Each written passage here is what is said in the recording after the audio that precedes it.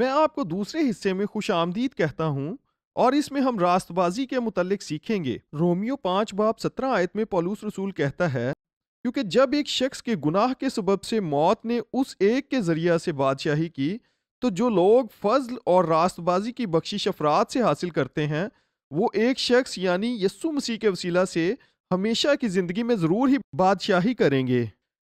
دراصل پولوس یہاں پر یہ کہہ رہا ہے، اگر آپ یہ دو چیزیں حاصل کر لیتے ہیں، یعنی فضل کی افراد اور راست بازی کا تحفہ، تو آپ ہمیشہ کی زندگی میں بادشاہی کریں گے۔ یعنی آپ ضرور ہی ہمیشہ کی زندگی میں بادشاہی کریں گے۔ آپ اسی لیے خلق کیے گئے ہیں تاکہ آپ حکمرانی کریں۔ شیطان آپ سے یہ دونوں سچائیاں چھپا سکتا ہے، بس اگر وہ آپ سے یہ دو سچائیاں چھپائے رکھے تو وہ آپ پر ان دو دروازوں کو بند کر دے گا جو خدا نے آپ کے لیے کھولے ہیں۔ رومیو 4 باب 16 آیت میں ہم پڑھتے ہیں، بلکہ اس کے لیے بھی جو ابراہیم کی مانند ایمان والی ہے، وہی ہم سب کا باپ ہے۔ ہم سب کا بھی وہی ایمان ہے جو ابراہیم کا تھا، اور اسی لیے وہ ہمارا باپ کہلاتا ہے۔ وہ ہمارا باپ ہے۔ وہ کس طرح ہمارا باپ ہے؟ بعض دفعہ ہم بائبل کو مذہبی طور پر پڑھتے ہیں، بعض دفعہ ہم بائبل کے کرداروں کو اس طرح دیکھتے ہیں کیونکہ ان کا ذکر بائبل میں ہے، اور ہم سوچتے ہیں کہ شاید یہ خاص لوگ ہیں کیونکہ ان کا ذکر بائبل میں ہوا ہے۔ نہیں، ایسا نہیں، وہ بھی ہم سے کچھ زیادہ خاص نہیں ہے۔ بس ہم ان کرداروں کا مطالعہ کر کے ان کی مانند بننا چاہتے ہیں۔ یہ بائبل کا مذہبی طریقے سے مطالعہ ہے۔ خدا نے ابراہیم کو ہمارے سامنے اس لیے نہیں رکھا کہ ہم اس کی نقل کریں، کیونکہ کچھ باتیں جو خدا نے ابراہیم کو کرنے کو کہیں وہ اس نے نہیں کی، اور کچھ کاموں سے منع کیا مگر اس نے وہ کیے۔ خدا نے اس سے کہا، تو اکیلا اپنے ملک کو چھوڑ اور اس جگہ جا جو میں تجھے دکھاؤں گا۔ پر ابراہیم نے کیا کیا؟ اس نے اپنے ساتھ اپنے باپ اور اپنے بھتیجے کو بھی لے لیا، اور وہ ہاران نامی جگہ اپنے باپ کے مرنے تک رکا رہا، کیونکہ اس کا باپ اس کے لیے رکاوٹ تھا۔ کچھ مبصرین کہتے ہیں کہ ہو سکتا ہے کہ وہ وہاں 25 سال تک رہا ہو، کیونکہ وہ اس کے لیے رکاوٹ تھا، اور یہ 25 سال کا عرصہ تھا۔ پھر جب وہ اس ملک میں داخل ہوا تو خدا نے کہا، یہ وہ ملک ہے جہاں میں تمہیں برکت دوں گا، یہاں رہ، میں تجھے برکت دوں گا۔ مگر اس ملک میں قحط تھا، تو وہ ملک مصر میں چلا گیا۔ جب وہ مصر میں پہنچا تو اس نے دیکھا کہ بہت سے آدمی اس کی بیوی پر نظر رکھتے ہیں کیونکہ وہ خوبصورت تھی، اور وہ گھبرا گیا اور سوچا کہیں وہ اس کو حاصل کرنے کے لیے اسے مار نہ دیں۔ بس اس نے اپنی بیوی سے کہا، تو بس یہ کہنا کہ تو میری بہن ہے۔ وہ اسے اپنی بیوی کہنے سے شرمندہ تھا۔ بائبل کہتی ہے اس نے یہ ایک دو دفعہ نہیں کیا، بلکہ یہ اس کا معمول تھا جہاں کہیں بھی وہ جاتا۔ اور پھر بے شک جب خدا نے اسے اس مصیبت سے نکالا اور وعدے کی سرزمین میں واپس لایا، تو خدا نے کہا، یہ وہ زمین ہے جو میں نے تجھے دی ہے۔ مگر ابراہیم نے لوط سے کہا تجھے کون سا نصف حصہ چاہیے؟ یہ وہ زمین تھی جو خدا نے ابراہیم کو دی تھی۔ اور پھر ہم جانتے ہیں کہ اس نے اپنی آنکھیں اس وعدہ سے ہٹا لیں کہ خدا اسے سارا کے وسیلہ سے اولاد دے گا، مگر اس نے اپنی کوشش کی اور ہاجرہ والا سلسلہ ہوا۔ خیر، آپ یہ کہانی جانتے ہی ہیں، اور بہت سی باتیں ایسی ہیں جو خدا نے اسے نہ کرنے کو کہیں مگر اس نے کیں، اور وہ باتیں جو اس نے اسے کرنے کو کہیں اس نے نہیں کیں۔ پس وہ ایسا نمونہ نہیں جس کی ہم نقل کریں، مگر ایک پہلو میں خدا اسے کھڑا کر کے ہمیں کہتا ہے کہ اس ایک بات میں اس کے جیسے بنو۔ وہ اس بات میں تمہارا باپ ہے۔ وہ کیا ہے؟ وہ انجیل پر ایمان رکھنا ہے۔ آپ مانیں یا نہ مانیں، خدا ابراہیم کے پاس آیا اور اس سے کہا کہ تیری نسل کے وسیلہ سے دنیا کی سب قومیں بابرکت ہوں گی۔ اس کا کیا مطلب تھا؟ وہ دراصل یسوع کے متعلق بات کر رہا تھا، اور یہ بات بہت واضح ہو جاتی ہے جب آپ گلتیوں کے نام خط پڑھتے ہیں۔ پس ابراہیم اور اس کی نسل سے وعدے کیے گئے، وہ یہ نہیں کہتا کہ نسلوں سے، جیسا بہتوں کے واسطے کہا جاتا ہے، بلکہ جیسا ایک کے واسطے کہ تیری نسل کو، اور وہ مسیح ہے۔ پس جب خدا ابراہیم کے پاس آیا اور اس سے کہا کہ تیری نسل کے وسیلہ سے، یعنی واحد نسل جس سے دنیا کی تمام قومیں برکت پائیں گی، ابراہیم جانتا تھا کہ خدا مسیح کی بابت بات کر رہا ہے جو اس کی نسل میں سے آئے گا، اور اس نے اپنا ایمان یسوع پر رکھا۔ میں سوچ نہیں سکتا کہ کیسے بائبل کے اسی باب میں پولوس کہتا ہے کہ خدا نے ابراہیم کو انجیل کی خوشخبری سنائی، اور کتاب مقدس نے پیشتر سے یہ جان کر کہ خدا غیر قوموں کو ایمان سے راست باز ٹھہرائے گا، पहले ही से इब्राहिम को ये खुशखबरी सुना दी कि तेरे बायस सब कौमें बरकत पाएंगी। जो अंजील आपने सुनी कि आप ईमान लाएं, बिल्कुल वही अंजील इब्राहिम ने सुनी। फर्क सिर्फ इतना है कि हम उसे मुख्तलिफ पहलू से देखते हैं। खुदा ने इब्राहिम से कहा कि वो उसे बेटा देगा। खुदा ने हमें बताया है कि उसने हमें एक बेटा दिया है जिसका नाम यस्सु है। इब्राहिम ने आगे सलीब की तरफ देखा, हम पीछे सलीब की तरफ देखते हैं। इब्राहिम ने आगे देखा और यस्सु पर ईमान लाया, हम पीछे देखते हैं और यस्सु पर ईमान लाते हैं। यस्सु जब यहूदियों से बात कर रहा था तो उसने कहा, तुम्हारा बाप इब्राहिम मेरा दिन देखने की उम्मीद पर बहुत खुश था, चुनाचा उसने देखा और वो खुश हुआ। क्या ये शानदार बात नहीं कि उसने अंजील सुनी? दर हकीकत खुदा के पास निजात का एक ही जरिया है, पुराना अहदनामा हो या नया अहदनामा, और वो है यस्सु पर ईमान लाना।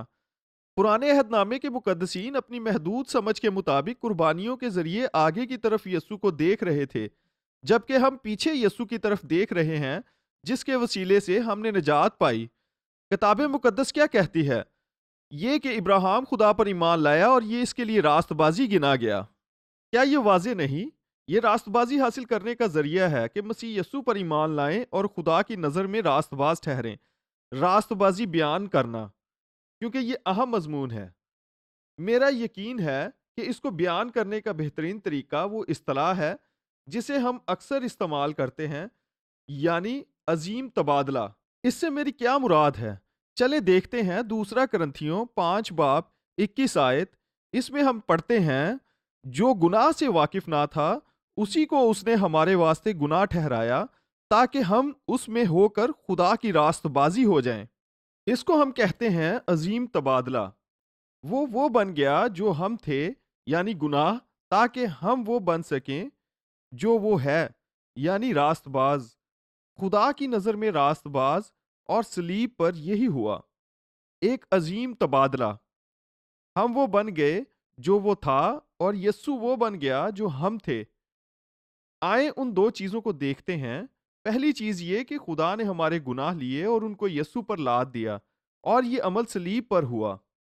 खुदा ने आपके तमाम गुनाह ले लिए, आपके तमाम गुनाह, मेरे तमाम गुनाह, हर वो गुनाह जो आपने माजी में किया और हर वो गुनाह जो मुस्तकबिल में आप करेंगे, ये तमाम गुनाह लेकर यस्सु पर लाद दिए गए और वो हमारी जगह मरा।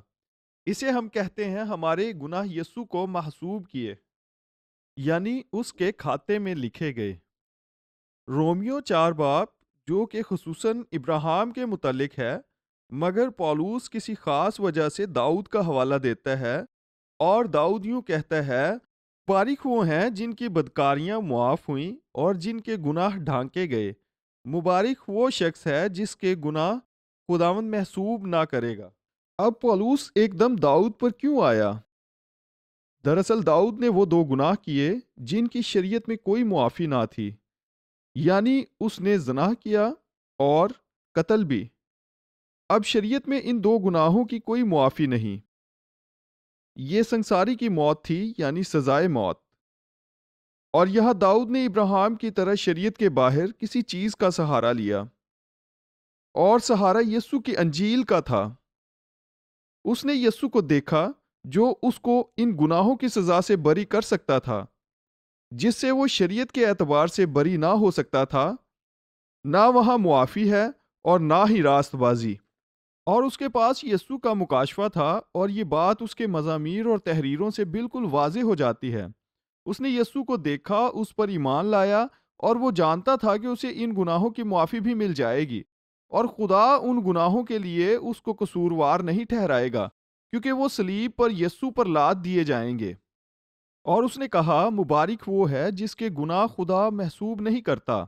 और दोस्तों, अगर आप मसीह यस्सु पर ईमान रखते हैं तो आप हर रोज उठकर कह सकते हैं, मैं मुबारक हूं और खुदा मेरे गुनाहों को हिसाब में नहीं लाता, क्योंकि उसने उनको यस्सु के हिसाब में लिख दिया है। उसने उनको उसके खाते में डाला है, और उसने मेरी खातर इनकी कीमत सलीब पर अदा की है। ये जांचने के लिए कि हमें इसकी समझ आ गई है, रोमियो 4 बाब 5 आयत में पौलुस कहता है, मगर जो शख्स काम नहीं करता بلکہ بے دین کے راست باز ٹھہرانے والے پر ایمان لاتا ہے، اس کا ایمان اس کے لیے راست بازی گنا جاتا ہے۔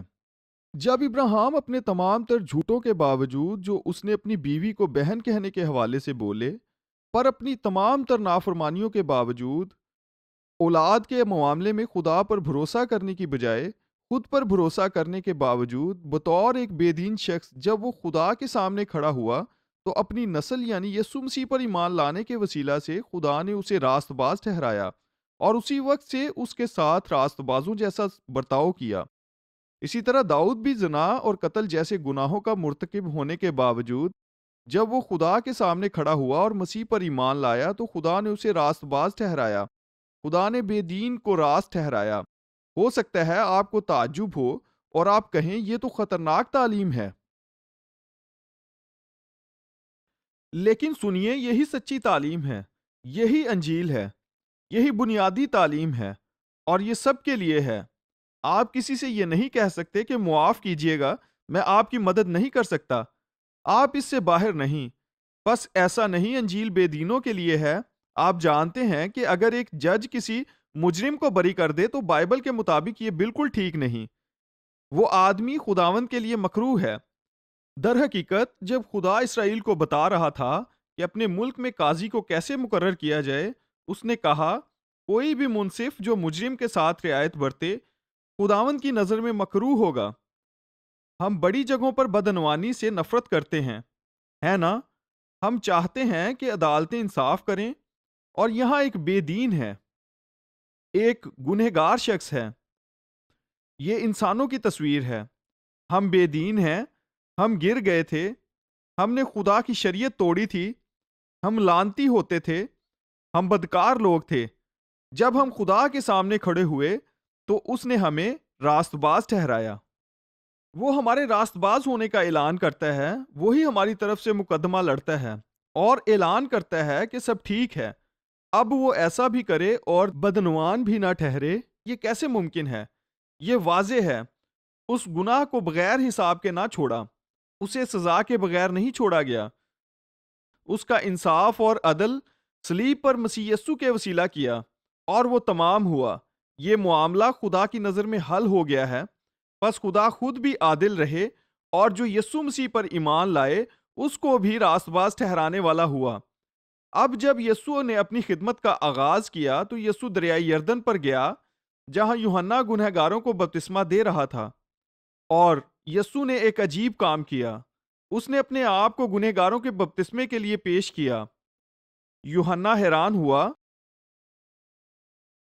اس نے کہا تم یہاں کیا کر رہے ہو؟ تم ہی تو ایک واحد انسان ہو جسے یہاں نہیں ہونا چاہیے۔ اس میں کوئی گناہ نہ تھا، اس نے کوئی گناہ نہیں کیا تھا، وہ کسی گناہ سے واقف نہ تھا، اس میں کوئی گناہ نہیں تھا۔ بائبل کہتی ہے کہ مگر پھر بھی اس نے گناہ گاروں کے بپتسمہ کے لیے خود کو پیش کیا، اور یسوع نے یہ متی 3:15 آیت میں کہا۔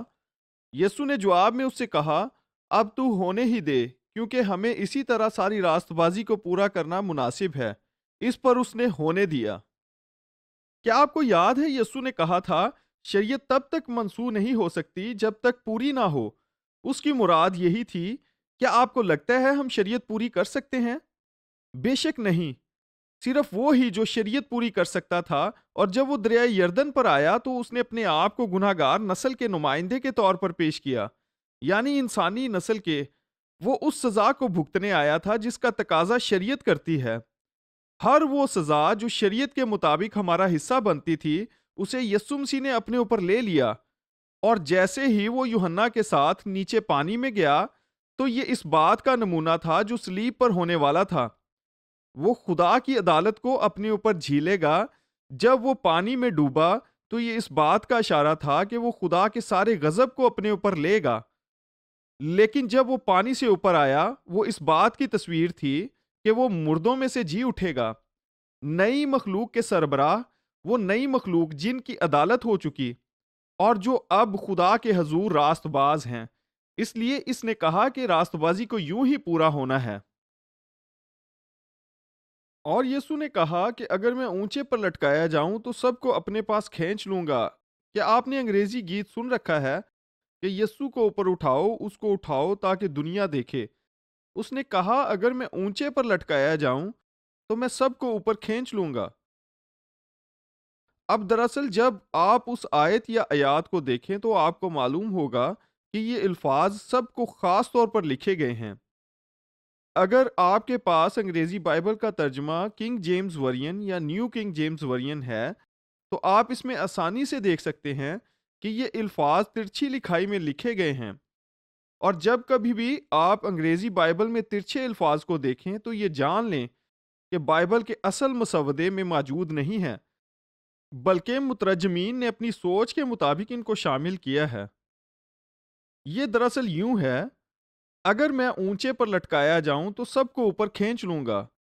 شاید مترجمین یہ سمجھتے تھے کہ اس کا مطلب ہے کہ سب کو، لیکن اس کا مطلب یہ نہیں۔ دراصل یسوع کا مطلب یہ نہیں تھا۔ ہم جانتے ہیں کہ سب لوگ خدا کی بادشاہی میں داخل نہیں ہوں گے۔ میں اس کی وضاحت کرتا ہوں۔ اگر ہم اس حوالے کو سیاق و سباق میں دیکھیں تو لکھا ہے، اس کو اوپر کھینچوں گا، عدالت کو، ساری عدالت کو اپنے اوپر جھیلوں گا۔ تمام بنی انسان کے گناہ یسوع پر لاد دیے گئے، مگر وہ خدا کا برہ ہے جو جہان کا گناہ اٹھا لے جاتا ہے۔ جتنے گناہ آپ نے کیے اور جو ابھی کرنے ہیں، کچھ لوگ یہ سمجھتے ہیں کہ یسوع صرف ان کے ماضی کے گناہوں کی معافی کے لیے ہوا، مگر آپ ایمان رکھیں کہ وہ آپ کے مستقبل کے گناہوں کی بھی معافی ہے، کیونکہ وہ دوبارہ آپ کے گناہوں کے لیے مرنے نہیں آ رہا۔ اس نے ایک ہی بار سب کے لیے ایک قربانی دی، اور اس ایک قربانی کے وسیلے ہمیں ہمیشہ کے لیے کامل کر دیا۔ ہمارے تمام گناہوں کا راست بازی سے انصاف ہوا اور وہ معاف کر دیے گئے، اور خدا نے ہمیں راست باز ٹھہرایا۔ یہی خوشخبری ہے دوستو۔ لفظ انجیل کا مطلب خوشخبری ہی تو ہے۔ ہمارے تمام گناہ یسوع کے کھاتے میں لکھے گئے۔ اور اب اس عظیم تبادلے کی دوسری بات، اس کا دوسرا رخ یہ بھی ہے کہ خدا نے یسوع کی راست بازی ہمارے کھاتے میں لکھ دی۔ راست بازی کی اصطلاح بہت اہم ہے، ہمارے لیے یہ جاننا ضروری ہے اس کا کیا مطلب ہے۔ آئیے دوبارہ داؤد کی تحریر کو دیکھیں۔ پالوس دوبارہ داؤد کی تحریر کا حوالہ دیتا ہے جہاں وہ کہتا ہے، چنانچہ جس شخص کے لیے خدا بغیر اعمال کے راست بازی محسوب کرتا ہے، داؤد بھی اس کی مبارک حالی اس طرح بیان کرتا ہے۔ اب لوگ عموماً راست بازی کی غلط تشریح کرتے ہیں۔ وہ اس کو اپنی راستی کے کام یا نیک اعمال سمجھتے ہیں۔ یہ وہ راست بازی ہے جسے وہ اپنے کاموں سے حاصل کرنے کی کوشش کرتے ہیں یا اپنی کارکردگی سے کمانے کی۔ پالوس اس کے خلاف آگاہ کرتا ہے۔ وہ کہتا ہے کہ وہ غلطی مت کرو جو یہودیوں نے کی۔ وہ خدا کی راست بازی سے لا علم تھے۔ خدا کی راست بازی مسیح میں ہے اور اس پر ایمان لانے سے۔ وہ خدا کی راست بازی سے لا علمی کی وجہ سے اپنی کوششوں سے راست بازی قائم کرنے کی کوشش کرتے رہے اور خدا کی راست بازی کو قبول نہ کیا۔ دراصل آج تک ان کے دماغوں پر پردہ پڑا ہے۔ ہم اس کے متعلق آنے والے کسی سیشن میں بات کریں گے جب ہم نئے عہد کی بات کریں گے۔ پس راست بازی، خدا کی راست بازی یسوع میں ہے۔ یہ یسوع پر ایمان لانے میں ہے۔ اس کا تعلق ہمارے اعمال سے نہیں، یہ اس کی فرما برداری میں ہے۔ در حقیقت ہم رومیو 5:19 میں پڑھتے ہیں، کیونکہ جس طرح ایک ہی شخص کی نافرمانی سے بہت سے لوگ گنہگار ٹھہرے، اسی طرح ایک کی فرما برداری سے بہت سے لوگ راست باز ٹھہریں گے۔ اب میرا آپ سے یہ سوال ہے کہ آپ کس کی فرما برداری سے راست باز ٹھہرے؟ اپنی فرما برداری سے؟ نہیں، اس کی فرما برداری سے۔ بالکل اسی طرح جس طرح ایک آدمی کی نافرمانی سے آپ گنہگار ہوئے، وہ آپ کی نافرمانی نہیں تھی، آپ تو وہاں تھے بھی نہیں۔ آپ کی پیدائش آدم کی فطرت کے ساتھ ہوئی ہے۔ ایسا ہی ہے نا؟ آپ مسیح پر ایمان لانے کے وسیلہ سے نئی پیدائش کے سبب سے راست باز ٹھہرے۔ اس نے عمل کیا، آپ نے یقین کیا، آپ راست باز ٹھہر گئے۔ ہم راست بازی کے لیے عمل نہیں کرتے، بلکہ ہم راست بازی پر ایمان رکھتے ہیں۔ یہ انجیل ہے، یہ خدا کی راست بازی کا طریقہ ہے۔ ہماری زندگیوں میں برکات کی بنیاد اسی سے ہے۔ یہی میں کہہ رہا تھا اور ہم نے اس آیت سے آغاز کیا تھا۔ بس آپ جان چکے ہیں کہ آپ راست باز ہیں اور آپ ہر ایک برکت کو حاصل کرنے کے معیار کو یسوع کے وسیلہ سے پورا کر چکے ہیں۔ آپ جانتے ہیں کہ بائبل کہتی ہے، پہلے ڈھونڈو تم اس کی بادشاہی اور راست بازی، تو پھر کیا ہوگا؟ تو یہ ساری چیزیں آپ کو مل جائیں گی، بس جب آپ یہ جان جاتے ہیں کہ آپ راست باز ہیں، اور آپ یہ جان جاتے ہیں کہ آپ ہر ایک اچھی بخشش کے حقدار ہیں۔ جب اس نے اپنے بیٹے ہی سے دریغ نہ کیا بلکہ ہم سب کی خاطر اسے حوالے کر دیا، تو وہ اس کے ساتھ اور سب چیزیں بھی ہمیں کس طرح نہ بخشے گا۔ اگر ہمیں اس کی سمجھ نہیں آتی تو ہم خود پر بھروسہ کرنے والی ذہنیت میں ڈھل جاتے ہیں۔ ہم سوچتے ہیں کہ ہمیں راست بازی کو خود کمانا ہوگا، حاصل کرنا ہوگا، اور اس لیے یہ سمجھنا بہت ضروری ہے کہ برکات حاصل کرنے کی بنیاد خدا سے صحیح رشتہ ہے۔ آدم کو تب برکت ملی جب وہ اس کے ساتھ صحیح رشتے میں تھا۔ در حقیقت یہ غور طلب بات ہے کہ جب خدا نے آدم کو تخلیق کیا، اس کو تخلیق کرنے کے بعد اس نے سب سے پہلا کام کیا کیا؟ اس نے اسے برکت دی۔ یہ خدا کا دل تھا۔ خدا ہمیں بھی برکت دینا چاہتا ہے۔ جب خدا نے آدم کو تخلیق کیا، سب سے پہلا کام جو اس نے کیا وہ اسے برکت دینا تھا۔ خدا آپ کو برکت دینا چاہتا ہے۔ اب ہم جانتے ہیں کہ آدم نے گناہ کیا اور برکت لعنت میں تبدیل ہو گئی۔ ہر چیز لعنتی ہوئی، زمین لعنتی ہوئی، اور وہ بیمار ہونا شروع ہوا اور بزرگ ہونے لگا، اور اس نے تکلیف اور بیماری کو محسوس کیا، اور یہ تمام چیزیں گناہ کا نتیجہ تھیں۔ یہ بات ایک سوال کو جنم دیتی ہے کہ ہم میں اور آدم میں کیا فرق ہے؟ اس میں ایک بڑا فرق ہے۔ دوستو، ہمیں ان دو لفظوں میں فرق سمجھنا ہوگا۔ آدم معصوم تھا اور ہم راست باز ہیں۔ ایک معصوم آدمی جب گناہ کرتا ہے تو اس کا گناہ اسی کے کھاتے میں لکھا جاتا ہے، اور پھر وہ معصوم نہیں رہتا، بس آدم گنہگار ٹھہرا۔ مگر جب راست باز آدمی گناہ کرتا ہے تو ان کے گناہ ان کے ذمہ نہیں لگتے، اور ہم نے ابھی اس بات کا مطالعہ بھی کیا۔ اگر ہمارے گناہ ہمارے ہی کھاتے میں لکھے جائیں تو ہم میں اور آدم میں کوئی فرق نہیں، ہمیں برکت نہ ملتی، ہم بھی لعنتی ہوتے، ہم خدا کی حمایت حاصل نہ کرتے، ہم اس کی بخشش سے باہر ہوتے۔ مگر ہم ایمان لانے کی وجہ سے ابراہیم کی طرح مبارک ہیں، کیونکہ ہم آدم کی طرح معصوم نہیں ہیں جو اپنی معصومیت کو برقرار رکھنے کی کوشش کرتا ہے۔ ہم راست باز ہیں کیونکہ ہم مسیح میں ہیں، جس نے خدا کی ساری راست بازی کو پورا کیا ہے۔ اور ہم مثال کے طور پر رومیو 4:8 میں پڑھتے ہیں، ہم مبارک ہیں کیونکہ خدا نے ہمارے گناہ محسوب نہیں کیے۔ دوسرا کرنتھیوں 5:19 میں ہم پڑھتے ہیں، خدا نے مسیح میں ہو کر اپنے ساتھ دنیا کا میل ملاپ کر لیا اور ان کی تقصیروں کو ان کے ذمہ نہ لگایا، اور اس نے میل ملاپ کا پیغام ہمیں سونپ دیا۔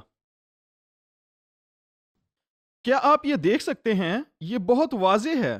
جب آپ مسیح میں ہیں تو آپ راست باز ہیں۔ خدا آپ کے گناہوں کو آپ کے کھاتے میں نہیں لکھتا، کیونکہ اس نے آپ کے سارے گناہ یسوع مسیح کے کھاتے میں لکھ دیے ہیں۔ وہ عادل اور راست ہے، پس وہ آپ کو دوبارہ گنہگار نہیں ٹھہراتا، اور اگر وہ ایسا کرے تو بے انصاف ٹھہرے گا، کیونکہ وہ گناہ کی قیمت کا دوسری دفعہ تقاضا کر رہا ہے۔ اسی لیے بائبل کہتی ہے، جب ہم یسوع کو اپنا شخصی نجات دہندہ قبول کرتے ہیں اور اپنے گناہوں کا اقرار کرتے ہیں، تو وہ ہمیں ساری ناراستی سے پاک کرنے میں سچا اور عادل ہے۔ وہ عادل ہے، وہ ایسا کرے گا۔ اگر وہ ایسا نہ کرے تو وہ بے انصاف ٹھہرے گا، کیونکہ ہمارے گناہوں کی قیمت صلیب پر مکمل طور پر ادا کی جا چکی ہے۔ وعدوں میں سے ایک اہم وعدہ جو بائبل بتاتی ہے، پروگرام کے آنے والے حصوں میں ہم نئے عہد پر بھی غور کریں گے کہ یہ نیا عہد بہتر وعدے پر مبنی ہے۔ ایک بہتر وعدہ یہ ہے، خدا کہتا ہے، اس لیے کہ میں ان کی ناراضیوں پر رحم کروں گا اور ان کے گناہوں کو پھر کبھی یاد نہ کروں گا۔ یہ سچ ہے، مگر ہم اس کو توڑ مروڑ کر بدل دیتے ہیں اور سوچتے ہیں کہ اگر لوگوں کو یہ پتا چل گیا تو ان کو تو گناہ کرنے کا لائسنس مل جائے گا، لیکن لوگ تو بغیر لائسنس کے بھی ٹھیک ٹھاک گناہ کر رہے ہیں۔ دراصل کوئی بھی گناہ کرنے کا لائسنس نہیں ڈھونڈ رہا۔ یہ گناہ کرنے کا لائسنس نہیں بلکہ ملامت اور سزا سے آزادی ہے۔ یہی انجیل کی خوشخبری ہے۔ میرے پاس ایک واعظ ہے اور وہ کچھ یوں ہے کہ مذہب یاد رکھتا ہے مگر خدا بھول جاتا ہے۔ مذہب نے ہمیں گناہ یاد رکھوانے کے کئی طریقے مرتب کر رکھے ہیں کہ ہمیں گناہوں کے متعلق چوکنا رکھے، مگر خدا بھول گیا ہے۔ وہ کہتا ہے، میں انہیں یاد نہ رکھوں گا۔ اس کا مطلب ہے وہ ہمارے گناہ ہمیں کبھی یاد نہ دلوائے گا۔ پس اب جو مسیح یسوع میں ہیں ان پر سزا کا حکم نہیں۔ آئیے جلدی سے اس مثال کی طرف دیکھیں۔ میرا خیال ہے کہ ہم دونوں مثالوں پر غور نہیں کر پائیں گے، لہٰذا جلدی سے دیکھیں پیدائش 12 باب۔ ہم ابراہیم کی زندگی پر غور کریں گے اور اس اصول کے تحت کیا گیا کام دیکھیں گے۔ میں اس کلام کے اختتام پر آپ سے 3 سوال کروں گا۔ کیا آپ تیار ہیں؟ ہم پیدائش 12 باب سے شروع کر رہے ہیں اور ہم دیکھیں گے 10 آیت میں ہم پڑھتے ہیں، اب اس زمین پر قحط تھا اور ابراہیم مصر گیا تاکہ وہاں جا بسے۔ اس نے اپنی بیوی سارہ سے کہا، بے شک تو خوبصورت عورت ہے، اس لیے ایسا ہوگا جب مصری تجھے دیکھیں گے تو وہ کہیں گے یہ اس کی بیوی ہے، اور وہ مجھے مار ڈالیں گے مگر وہ تجھے زندہ رہنے دیں گے۔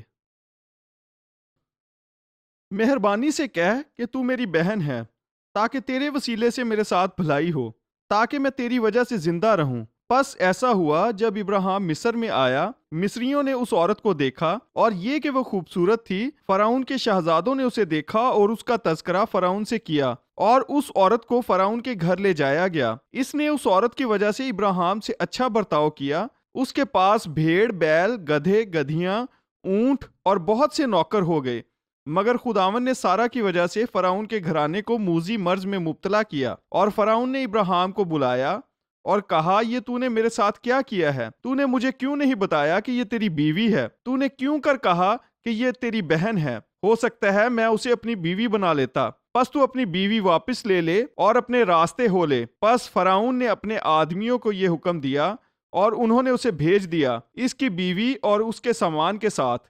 پھر ابراہیم مصر سے اوپر کی طرف اپنی بیوی اور جو کچھ اس کے پاس تھا اور لوط کے ساتھ شمال کی جانب چلا۔ ابراہیم مال مویشی، سونے اور چاندی کی بدولت بہت مالدار تھا۔ یہاں 3 سوال ہیں۔